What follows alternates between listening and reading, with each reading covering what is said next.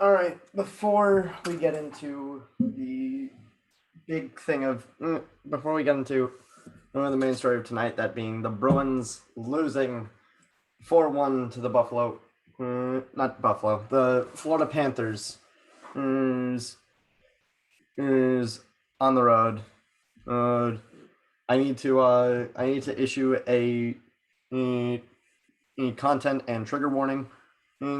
Uh, in this episode, we're going to be talking about sexual assault and and sexual assault, I guess, grooming and emotional manipulation. So, if you are at all uncomfortable by any of that, you don't need to watch this episode of Into the Den. But Into the Den, I'm your host, Jay Freeman, and this was definitely the Bruins crash back down to earth at this game. We got Olmark in net against Sergei Bobrovsky, and in the first period we were giving him quite a bit of work. At the end of the first, we had outshot them 15-5, but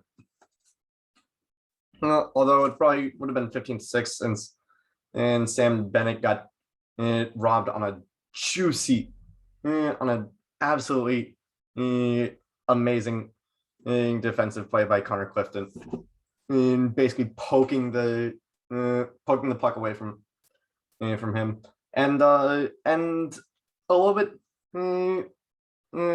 about like between like 5 and 10 minutes into the first period, we get a bit of a shakeup with Aaron Ekblad taking puck directly to his nose. Everyone was sort of like, oh shoot, what the hell happened? And turns out throughout the rest of the game, Ekblad was fine. He just missed one shift on immediately after that. Immediately after that, getting drilled in the face. So thankfully, Aaron Ekblad did not turn into the NHL equivalent of Chris Bassett, the Oakland Athletics pitcher that got drilled in the face with a line drive and had to miss the rest of the season. But the first goal of the game came off of it actually came off an own goal deflection and off of a Jack Studnicka forecheck, which, can I just say, I really like the fact that I am really liking the fact that we're bringing Studnicka up into the bigs more. I could see him still being part of the taxi squad later on if Cassidy feels like, hey, you're not really doing enough. I could see him being part of the taxi squad, but for now, Studnicka is doing fine. But Coyle takes it from Coyle tries to put it in front of the net for someone like probably I think it was for probably Studnicka to come up and take a shot, or probably Nosek, if I'm not mistaken, was on it, or it was probably either Nosek or Hala, but it goes off the leg of Owen Tippett and over the leg of Sergei Bobrovsky, and that is how the Bruins got their first and only goal of the game. What happened immediately after? What happened a few minutes afterward was honestly one of the smartest moves I've seen.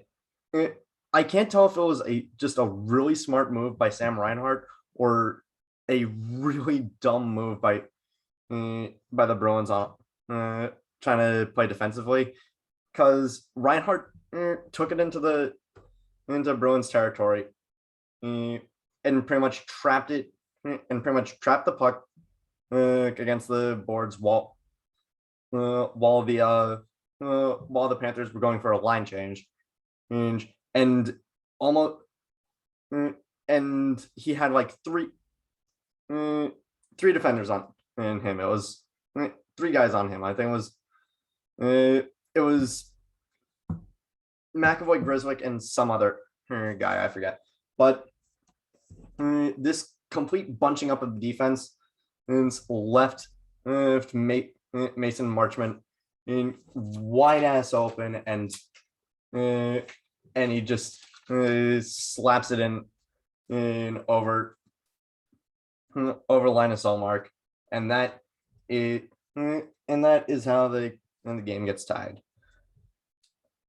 But I mean, Marchman almost got another one, another nice shot on goal, but Mike Wright, he pokes it away, a la Connor Clifton in earlier, and really it's how, and that really ends up setting the tone for the rest of the first period. It's more so just hey, we're getting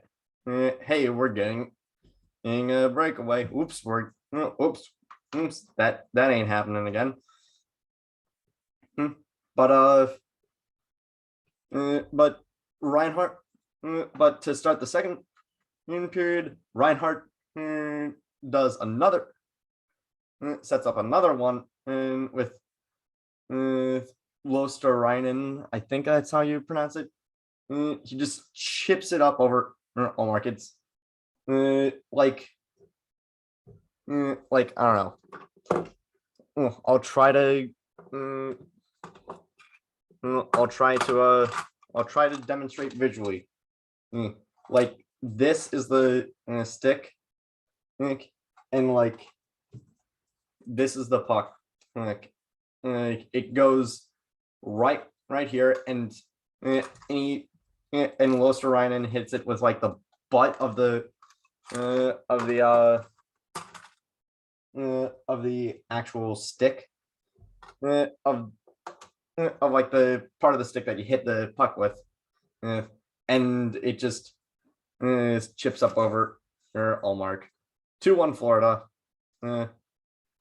But a little bit later, we had Jumbo Joe getting a cross-checking call on Arakawa, and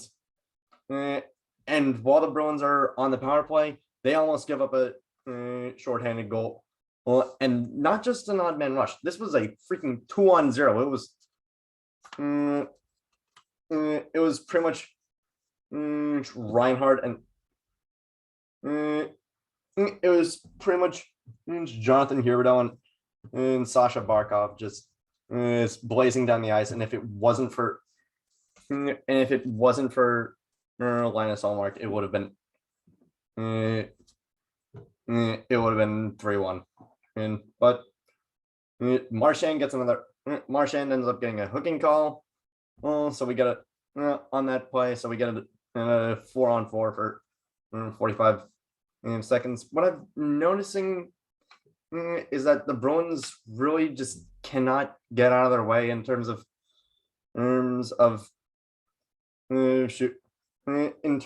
penalty kill. Like they have a bad habit of turning it into a 4-on-4. And yeah, this is another one where the Bruins just look completely gassed in the second period. And Haula there was one point where Haula was so close to getting goal. He put it through Bobrovsky's 5-hole, but on the other side, and was complete dead air. There was no he put it through his 5-hole, but at an angle where it would have missed anyway. So no goal, and that pretty much ends the second period. And just to give you an idea of how awful the Bruins played in the second period, the Bruins went into it outshooting the what is it, the Panthers 15-5, but the Panthers had four cards left in their Uno hand, and they had that reverse card, which they had that reverse card and +2. Well, given the Bruins two for their shitty play, 2 shots that is reverse to freaking bring it back over to them in front. But anyway, but the other 2 cards, we will have to see what they are. At the start of the third period, and both teams seem to get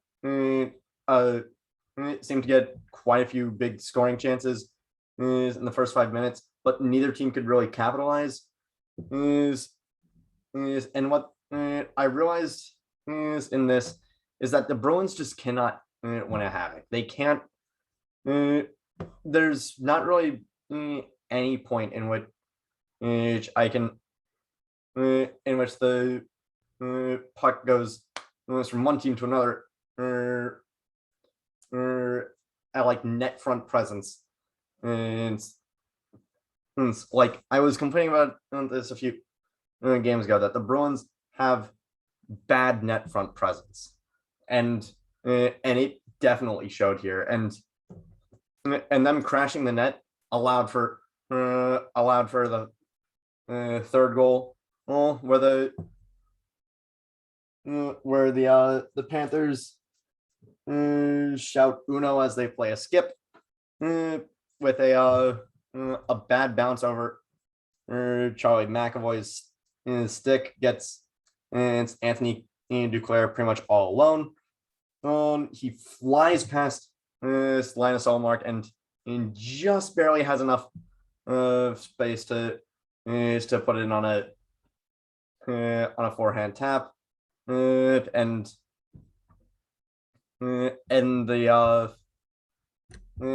so Bruins pull Ullmark with like 2:30 left in the second in the third period, because they're down 3-1 and they need to get their ass in gear. However, Owen Tippett decides to right the wrong he did and he had in the first period, and scores on an empty net. Florida plays their last Uno card, which is 4, and so the Bruins lose 4-1. And yeah, I'm still saying that this is definitely the one that's like hockey is a 60-minute game. I will not be surprised if I have to say that phrase every single episode this year, because the Bruins are bad at playing a 60-minute game, especially in the second period. As soon as first intermission stops, it's like this team has lost every bit of momentum. I feel, and I also feel like if hockey had no stoppages throughout the game, it was just 60 minutes of just constant skating, I feel like they would play at least a little bit better. However, that is not the big story of tonight. The big story of tonight concerns Panthers coach John Quenneville. Well, not John Quenneville. Well, Joel Quenneville, and it is a freaking miracle how that man is still coaching in the NHL after this after what has happened and in recent after what has happened in recent days. So, so several months ago, the Chicago Blackhawks had a really really bad scandal involving who is it involving video involving former video coach Brad Aldrich, which sexually assaulting in Kyle Beach, a first round pick in 2008. And this was happening for this was happening for a while, and Beach said that there was absolutely no way in hell that Quenneville could not that Quenneville did not know what was happening, and there's no way that he can deny knowing it. However, Quenneville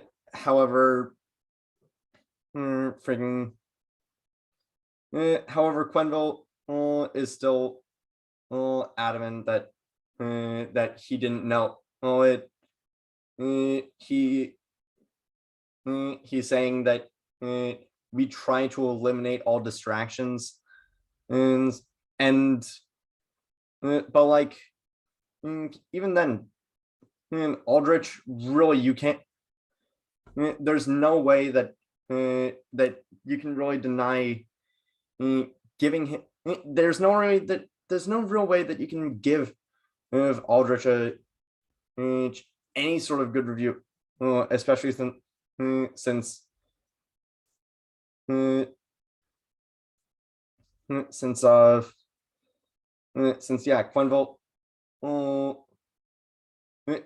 gave a positive review of Aldrich for after Aldrich left after the Cup run in 2013, and then Aldrich gets sent to jail for 9 months and 5 years of probation because guess what he did again? If the Florida Panthers had any sort of dignity, they would fire Joe Quenneville as soon as possible. And I know it's probably circulating already, but I would like to further the hashtag justice for Beach, and yeah, this is disgusting. This is absolutely disgusting, and yeah, it's amazing how this man still has a job. But anyway, that is really it. I would also just like to quickly apologize. I would also just like to quickly say again, the Jake Thibault is still recovering from his Jake Thibault is still recovering from his from the hockey injury that is left him paralyzed, and so I will be linking the GoFundMe to his. I'll be linking the GoFundMe to his recovery in the description below. And I would also like to apologize for because from last time, because I did not know that the 50-50 raffle, because I had forgotten that the 50-50 raffle was done after October 24th, and having uploaded it on the 25th, nobody who saw this, nobody who saw the recap of the game against the Sharks could really do anything about it. But that is it. Thank you so much for watching today's episode of Into the Den. Click like if you like. Click like it. Click subscribe if you really like.